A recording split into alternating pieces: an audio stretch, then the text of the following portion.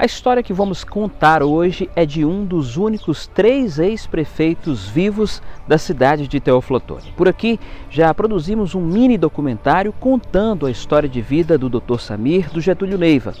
Hoje é o dia de Edson Soares, que governou a cidade por 2 vezes e que também foi deputado federal.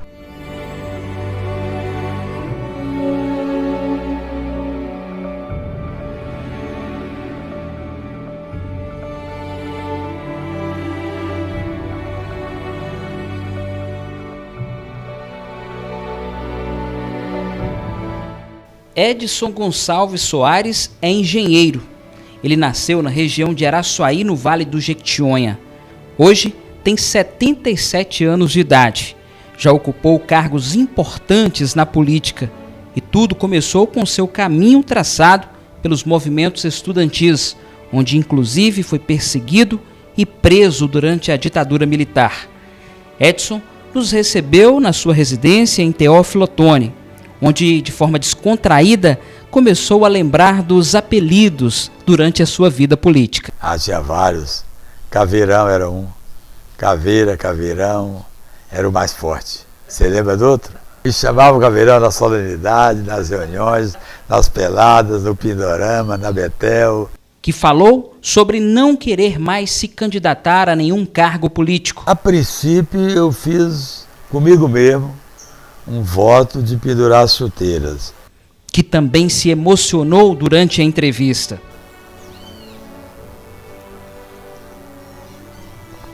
É o mínimo que o político vai fazer. E que começa falando das suas origens.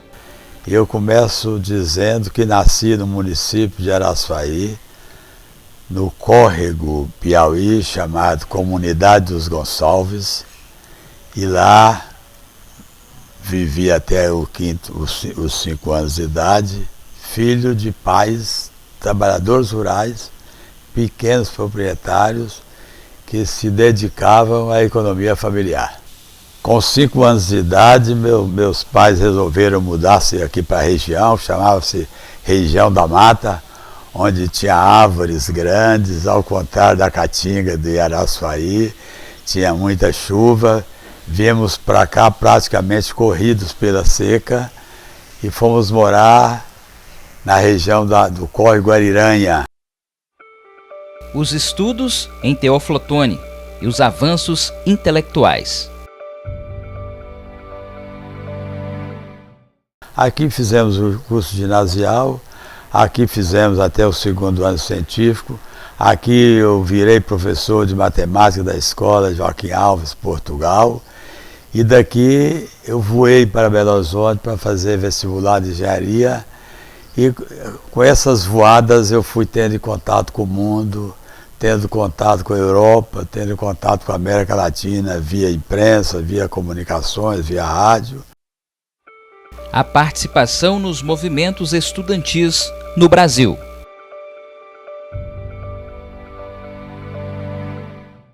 Comecei a me movimentar mais decididamente, resolutivamente, em 1964, quando me tornei presidente do Grêmio Litra Recreativo 2 de Abril, do Colégio Estadual de Teófilo-Otoni. Fiz vestibular em 65, fui presidente do Grêmio da escola universitária, chamada Colégio Universitário, da Universidade Federal de Minas Gerais, Matutão de Teófilo-Otoni, de Araçuaí e de Novo Oriente, chegando na capital. Já chegamos e o nosso grupo nos fez presidente do Grêmio, que fundamos naquela época em 65. Em 66 eu passei no vestibular de engenharia, me tornei diretor do Grêmio Estudantil, do diretor acadêmico da Escola de Engenharia da Universidade Federal de Minas Gerais, vice-diretor, vice-presidente da União Estadual dos Estudantes de Minas Gerais, e em 1968 me tornei vice-presidente da União Nacional dos Estudantes, que coordenava toda a movimentação estudantil, todas as lutas políticas do movimento estudantil. As consequências dos movimentos estudantis.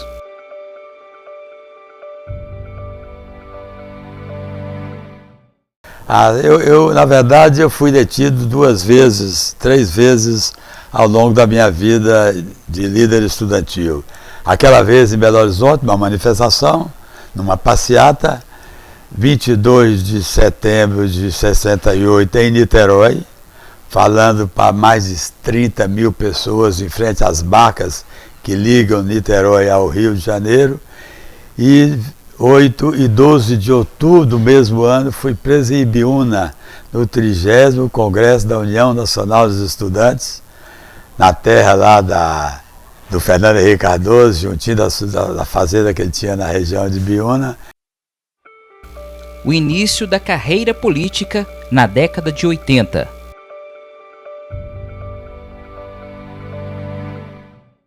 Acabaram as eleições de 86, fui o segundo mais votado do estado pelo PDT.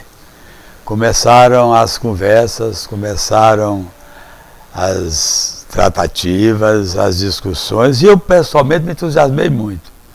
O próximo passo, a próxima chance que eu teria como ativista político seria discutir uma cadeira na Câmara de Vereadores de Teoflotone, ou prefeito ou vice-prefeito. Escolhi ser candidato a prefeito e comecei a conversar com as pessoas.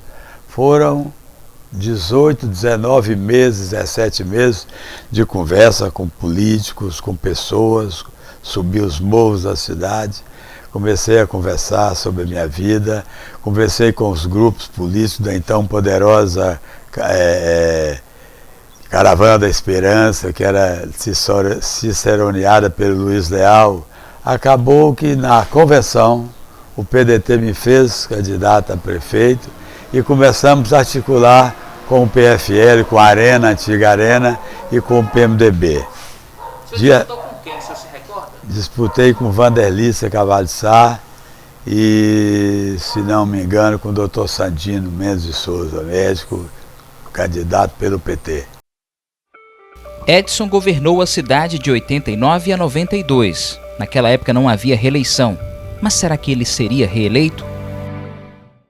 Mas diria para você que a chance era altíssima. Eu saí com mais de 90% de aprovação, com índices parecidos com o que Getúlio saiu em 1988. Então a minha chance era muito grande. Era quase que favas contadas, mas não tinha reeleição. A reeleição foi votada no Brasil em 1996, quando, por sorte, eu era deputado federal.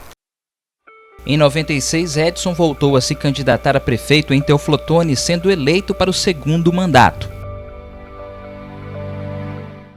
Foi uma disputa entre 2 amigos que estavam muito bem na política regional, que era Edson Soares e Getúlio Neiva.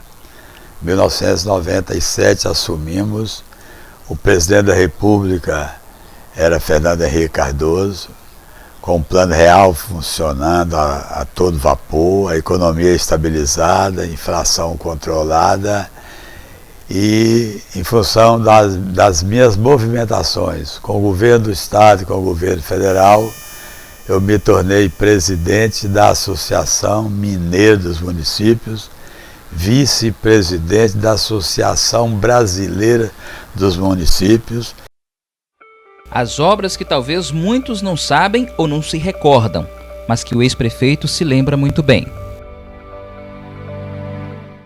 Por exemplo, me lembro do complexo da João 23.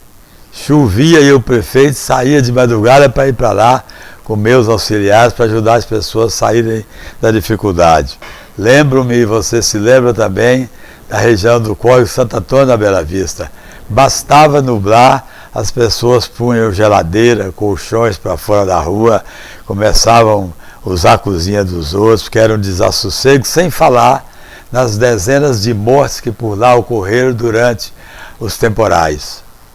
Então eu construí aquela obra com muita dificuldade, mas graças ao meu trânsito com o governo Azeredo, com o deputado Aécio Neves e com o presidente Fernando Henrique Cardoso. 4.000 ligações de energia elétrica gratuita nas áreas rurais e na periferia da cidade. O corpo de bombeiros que nós trouxemos às expensas da prefeitura, o terreno, o projeto, a obra, e que já salvou centenas de vidas. No intervalo entre os 2 mandatos de prefeito, Edson Soares foi deputado federal.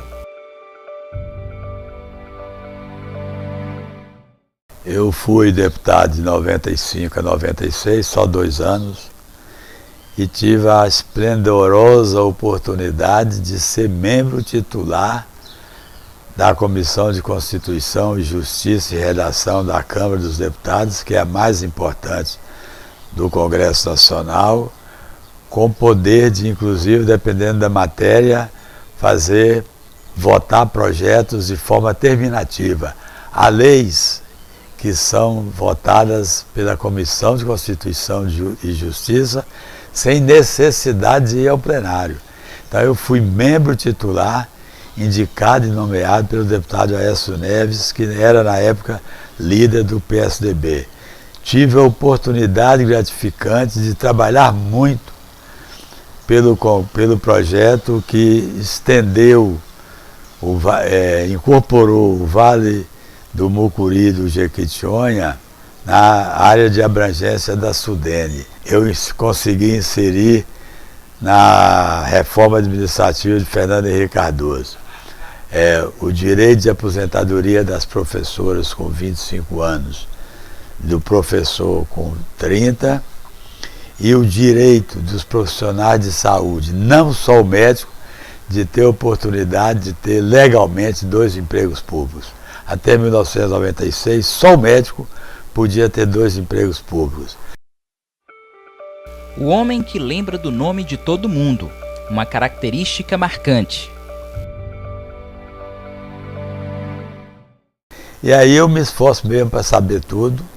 Há lendas de que meus assessores saíam na frente, nada. Há algum caso eu perguntava, eu tinha dúvida, eu perguntava. Eu também não sou um cara fóssil, que não tem senso crítico. Eu tenho senso crítico, mas eu sei o nome de muita gente, procuro descobrir onde a pessoa mora, procuro guardar mesmo. Talvez Deus tenha me dado uma maior facilidade que o normal, mas eu conheço, eu subo nos morros, nas ruas baixas, nos aluviões aí, nas grotas de Teoflotone, e eu diria que eu conheço quase todo mundo. Evidentemente os mais novos não, né? Eu não tenho chance. O bom relacionamento com grupos e adversários políticos.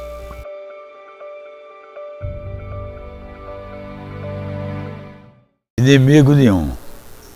Aliás, eu não sou de fazer inimizade em área nenhuma, muito menos na política. E meus adversários falavam isso. Eu lembro que um dia eu saí do Palmeiras de madrugada, eu tinha perdido a eleição, e encontrei com vários secretários do Getúlio, inclusive o saudoso e amigo Sidney. Eles estavam aqui perto do prédio Filadélfia, disseram de madrugada conversando. Eu cheguei e parti para cima deles para cumprimentá-los, dei a mão e o Sidney falou na hora: Nossa Senhora, eu nunca vi um prefeito, um político tão respeitoso e afável como você. O padrinho político de Edson Soares.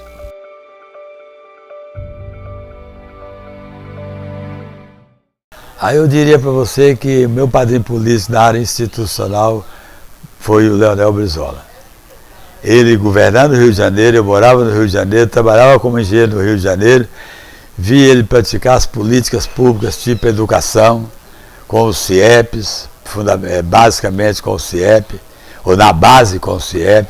Então Brizola deu bons exemplos para me motivar a vir para Teoflotone e fazer política, investindo sobretudo e acima de tudo na saúde e da educação. A admiração e respeito, e também emoção ao falar de nomes da política local.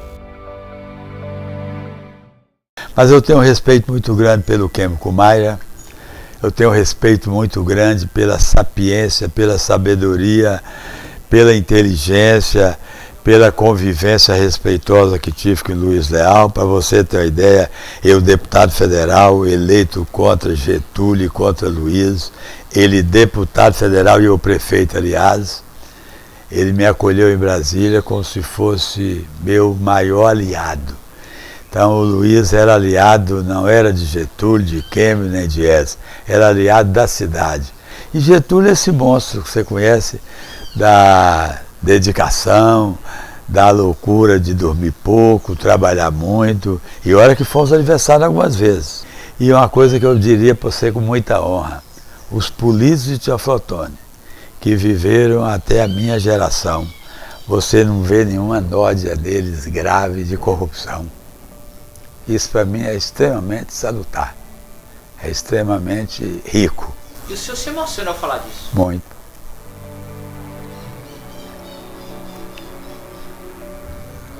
Muito.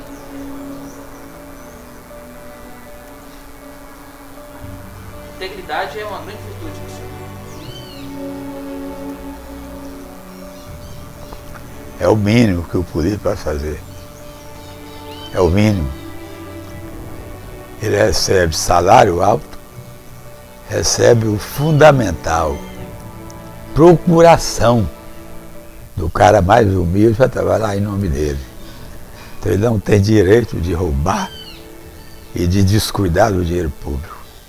Por que o senhor desistiu da sua candidatura, pelo menos nas últimas 3 eleições?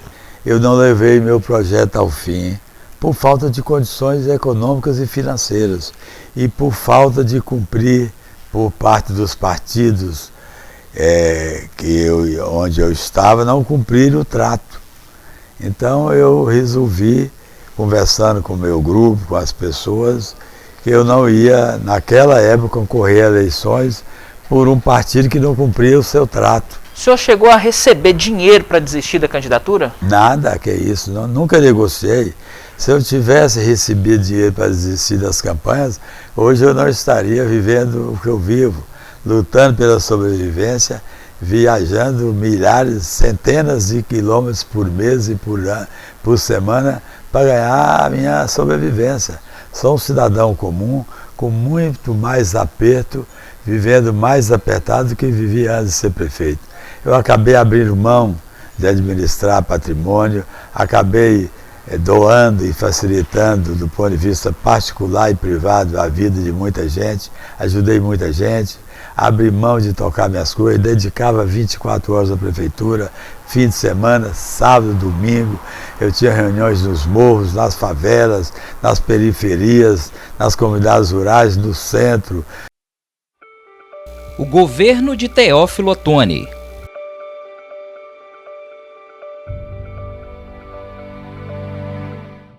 Sim, seguramente é diferente do que eu imagino. O governo que o Teófilo Otoni tem hoje é diferente do que eu faria. Porque eu, por convicção, por determinação, por formação, por educação e por diálogo e debate e discurso, eu sou do cidadão que acha que o poder público tem que prestigiar as políticas públicas sociais como saúde, educação e o mínimo de conforto para as pessoas. Edson ressalta que não tem mais objetivo de se candidatar a cargos públicos. Mas eu não diria para você que eu não candidataria a mais nada na vida. Não é meu objetivo mais.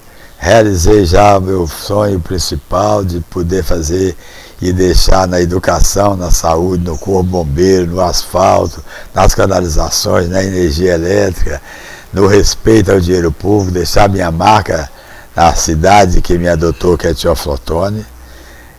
Mas sei lá, eu não digo para você dessa água eu não bebo nunca, mas eu não tenho mais vocação, nem o interesse que eu tinha para me candidatar. Na sua opinião, fora o Edson Soares, quem foi o melhor prefeito de Teófilo Otoni? Getúlio foi um grande prefeito, Luiz foi um grande prefeito, Maria José é uma grande prefeita, mas eu diria pela introdução de um novo esquema de governar, de um esquema mais vibrante, mais cobrador, mais reivindicatório. O Getúlio era muito forte para reivindicar, se impunha, usava a liturgia do cargo para trazer vantagem para a cidade. Então, nesse aspecto, eu acho que Getúlio esteve à frente. O Edson Soares, que apesar de ter dito que pendurou as chuteiras, ainda permanece com o seu espírito político, que não esquece de se dirigir ao público mesmo sabendo que não quer ou poderá ser mais candidato, que mantém seu carisma, autenticidade, características peculiares do querido Caveirão. Então, minhas últimas palavras seriam essas: cobrem de nós políticos, ou cobrem daqueles novos políticos que tomem conta do que é nosso. Eles são simplesmente administradores provisórios e temporários do nosso destino. Que os novos políticos, os que estão por vir, façam uma grande reflexão e entendam que não há coisa melhor do que governar uma cidade, um país ou um estado. Não há mais nada mais gratificante que receber a procuração, receber a determinação de milhares de pessoas para falar em seu nome. Quando eu falava em nome de Teófilo Otoni em Brasília, no Congresso, com o presidente da República, com o governador, com a Assembleia Legislativa, com a Câmara de Vereadores, ou noutra cidade, quando eu falava em nome de Teófilo Otoni, eu me sentia o homem mais importante do mundo. Eu acho que o grande desafio do homem não é ele errar, é ele não tentar. É direito dele errar, é direito dele acertar, mas eu acho que ele tem que tentar. E se alguma coisa vale meu arrependimento, é por não ter tentado tudo que eu tive vontade. Um abraço, muito obrigado, felicidades, foi um prazer receber ele em casa.